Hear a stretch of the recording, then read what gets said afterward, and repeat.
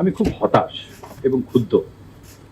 এই কারণে আসছি ৪০ বছরের ব্যবসাটা যেখানে আমরা নিয়ে এসেছিলাম আর যে ক্রাইসিস আমরা ফেস করছি এই ৪০ বছরে কিন্তু এই ধরনের ক্রাইসিস আসেনি।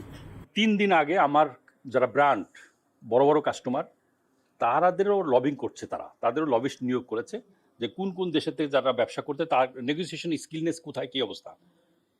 আমার একটা বড় ব্র্যান্ড আমাকে তাদের অফিসে ডাকলো, বললো যে দেখো আমাদের টপ ম্যানেজমেন্ট তারা গভর্নমেন্টের সাথে যোগাযোগ, তোমাদের পজিশন কিন্তু খুব একটা ভালো না, তোমরা খুব একটা ভালো রেজাল্ট পাবা এইটা মনে হচ্ছে না। তো আমি খুবই হতাশ হয়ে গেলাম। হতাশের দিন আই কল্ড কমার্স অ্যাডভাইজার সাহেবকে। তো উনি মেসেজ দিলেন যে উনি একটা মিটিং আছে, উনি রিং ব্যাক করবেন। তারপর আমি একে একে ইনফ্লুয়েন্সিয়াল সব অ্যাডভাইজারদের সাথেই কথা বললাম। ফাইজুল কবির সাহেবের সাথে আমাকে খুবই প্রফেশনাল, এবং উনি যেন এনবিআর এর লোক, উনি ট্রেড পলিসি করেছেন, ওনাকে খুবই বিচক্ষণ মনে হয়েছে। তখন যখন এই হতাশার কথা আমাকে আমেরিকাতে বললো, তখন আমি সবাইকে একটা কথাই বললাম যে আপনারা ফয়জুল কবির সাহেবকে পাঠান আর বিজনেস কমিউনিটিকে ইনক্লুড করেন এবং আপনারা লবিস্ট নিয়োগ করেন। সবাই কিন্তু সিরিয়াসলি নিল এবং সবাই তারপর চিফ অ্যাডভাইজার অফিসের আমি সামিয়াকেও ফোন করলাম, লামিয়াকে, যে আপনি তাড়াতাড়ি this is the message from my brand, আপনারা এই মেসেজটা ওনাকে দেন। তারপরের দিন কমার্স অ্যাডভাইজার সাহেব আমাকে ফোন করেছেন যে আজাদ ভাই সবাই আপনি তোলপাড় করে ফেলছেন, সবাই আমাকে ফোন করছে এখানে ব্যবসায়ীরা গিয়ে কী করবে, what is their function, what will be their role.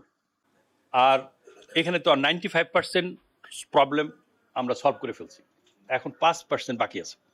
এই 5% নিয়ে আমি বিভিন্ন মন্ত্রণালয়ের সাথে মিটিং করছি, এইটা সমাধান করে আমি সবাইকে বোঝানোর চেষ্টা করছি যে আমরা হয়তো 2-3 হাজার কোটি টাকার রেভিনিউ কম পাবো, কিন্তু আমি যদি $5 বিলিয়ন ব্যবসা বাড়াতে পারি তাহলে তো আমার লাভটা বেশি, আমার মনে হয় আমি সাকসেসফুল হব। আজকে আমি একটা ইমেল পেয়েছি, আমার কাস্টমার লিখেছে যে 1 তারিখ থেকে যে ট্যারিফ ইম্পোজ হতে যাচ্ছে বাংলাদেশ তারিখে সলিউশন না হলে তোমরা কত পার্সেন্ট শেয়ার করবে আমার সাথে, এইটার 35%। আমার একটা কাস্টমার আছে, তার সাথে আমি $80 মিলিয়ন আমি এক্সপোর্ট করি, তার সাথে আমার নেট প্রফিট হলো 1.37% নেট প্রফিট থাকে। তো এখন যদি আমি 35% তার সাথে শেয়ার করতে যাই, আমি কি দেবো কোথাতে দেবো? যদি আমাকে এই নেগোসিয়েশন ফেল করে তাহলে আমার অবস্থা কী হবে বলেন। আমি $800 মিলিয়ন এক্সপোর্ট করি, তার মধ্যে $750 মিলিয়ন আমেরিকাতে শুধু গার্মেন্টস, আর ফ্যাব্রিক করি আনাদার $200 মিলিয়ন ফ্যাব্রিক সবার কাছে, $1 বিলিয়ন কোম্পানি। তাহলে আমি কিন্তু কোথায় চলে যাব? এটা হলো বাস্তবতা। 2 নম্বর কথা হচ্ছে, এখন কাস্টমাররা বলতেছে যে আমার একটা জয়েন্ট ভেঞ্চার আছে ইন্দোনেশিয়ার সাথে, তারা 3 মাস যাবত এই কলের পরের থেকে ওখানে গভর্নমেন্ট প্রাইভেট সেক্টর লবিস্ট তারা এমন লেভেল নাই যে তারা নেগোসিয়েশন করে নাই, এবং তারপরে তারা ওখানে এবং গভর্নমেন্ট টাইম টু টাইম। আমি যখন বললাম কমার্স অ্যাডভাইজার সাহেবকে যে আপনি ব্যবসায়ীদেরকে ইনক্লুড করেন, ব্যবসায়ীদের তো ঢুকতে দেবে না। আমি বলছি সবাইকে ঢুকতে দেবে না, আপনি একজন দুজনকে আপনি গভর্নমেন্ট ইসের মধ্যে রাখতে পারেন, যদি লিস্টে রাখেন তাহলে এটা নিয়ে কোনো আপত্তি করবে না। তারা কি করবে? আমি বললাম যে আপনি যখন ব্রেক হয় তাদের সাথে আলোচনা করে আসবেন, রাতের বেলায় যখন ডিনার হয় আপনি তাদের সাথে আলোচনা তো একদিনে শেষ হবে না, আপনি তখন তাদের সাথে পরামর্শ নেবেন।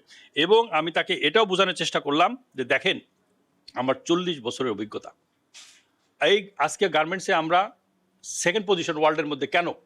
কারণ this is the private sector এবং গভর্নমেন্ট জয়েন্টলি কোটা নেগোসিয়েশন করে Bangladesh one of the second largest quota holder ছিল, যার কারণে আমরা বোঝাতে সক্ষম হয়েছি বাংলাদেশের একমাত্র পণ্য আর এমপ্লয়মেন্টের জায়গা হচ্ছে এবং নারীদেরকে পুনর্বাসনের জায়গা হচ্ছে একমাত্র গার্মেন্ট সেক্টর। যদি তোমরা আমাদেরকে কোটা না দাও তাহলে আমার এই মেয়েরা অবহেলিত থাকবে, এইসব বোঝানোর বিভিন্ন অ্যাঙ্গেল থেকে। এবং আমাদের লবিস্ট ছিল ডন ব্রেশার, এই ডন ব্রেশার বিভিন্ন জায়গায় আমাদের অ্যাপয়েন্টমেন্ট করে দিত, সেট করে দিত বিভিন্ন গভর্নমেন্টের টপ লেভেলের সিনেটরদের সাথে, কংগ্রেসম্যানের সাথে। আমরা সেই লবিং করে আজকে কিন্তু আমরা আসছি। সেই জিনিসটা আমরা গভর্নমেন্টকে বারবার, যেটা আমাদের বিসিআর প্রেসিডেন্ট সাহেব পারভেজ সাহেব বলার চেষ্টা করেছি যে আপনারা লবিস্ট নিয়োগ করেন, আপনি আমাদেরকে এনগেজ করেন। আমরা কিন্তু আমাদের ব্র্যান্ডগুলোকে এনগেজ করতে পারতাম, কিন্তু আমাদেরকে সেই জায়গায় যেতে দেওয়া হয়নি। এখন প্রশ্ন হলো, আমরা সেদিন প্রশ্ন করলাম আপনারা তো নিজেরাই ডিক্লেয়ার করছেন আপনারা 7 থেকে 8 মাস আছেন, তা 7 মাস থেকে 8 মাস পরে তো আপনারা চলে যাবেন, তাহলে আমরা যাব কোথায়? আমাদেরকে কার কাছে ফালায় রাখছেন? আমাদের কোনো রকম মূল্যায়ন করা হচ্ছে না, আর কোনো লবিস্টার চিন্তা করা হচ্ছে না। গতকাল হঠাৎ করে ওয়েক আপ কল দিল কি যে ইউএসটিআর তো এই টেরিফ নির্ধারণ করবে না, এইটা করবে ট্রাম্প প্রশাসন, আপনারা যদি পারেন ওই লেভেলে কিছু চেষ্টা করেন। তখন আমরা কি করব? আমরা তো হাল ছেড়ে দিতে পারি না। আমাদের কিয়াকসাং উনি ওয়াশিংটনে আছেন, উনি কিন্তু নিজের চেষ্টা করছেন, উনি নিজে একজন লবিস্ট নিয়োগ করেছেন।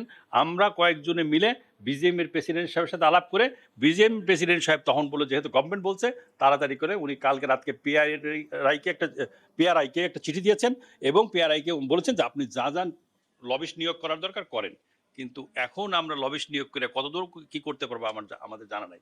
তো এমনই একটা পরিস্থিতির মধ্যে আমরা যাচ্ছি। তারপরও আমি নাসিম মঞ্জুরের সাথে একমত, আমাদের কিন্তু প্রচুর সম্ভাবনা আছে। যদি আমরা নেগোসিয়েশনে নেইবারিং কান্ট্রির পাশাপাশি থাকতে পারি, তাহলে কিন্তু চায়নার থেকে যে রেস্ট্রিকশন আসবে, যে ব্যবসা আমাদের আসবে, আমরা কিন্তু সত্যিই অনেক ভালো জায়গায় চলে যেতে পারবো।